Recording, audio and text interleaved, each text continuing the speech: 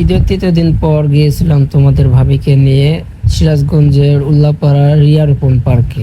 তো এখানে অনেক ধরনের জিনিসপাতি আছে, কসমেটিক শুরু করে আরো অনেক কিছু আছে।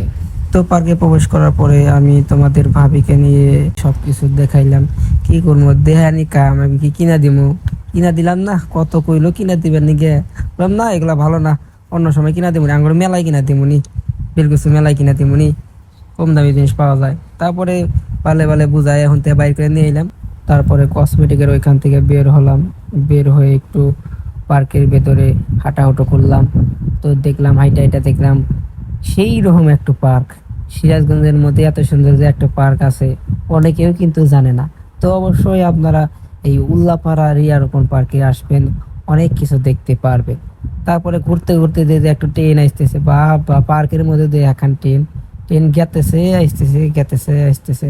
তারপর তোমার ভাবি কয় যে ট্রেনে উঠবো, ধরো আমি কি পোলামান আছে, ওগুলো পোলামান করে ট্রেন, তোমার ভাবি ট্রেনে তুললাম না। তারপরে পুরা পার্ক ঘুরে মুড়ে দেখলাম। তো আজকের ভিডিও এই পর্যন্তই। পরের ব্লগ পাইতে অবশ্যই সবাই লাইক কমেন্ট শেয়ার করবেন। ধন্যবাদ।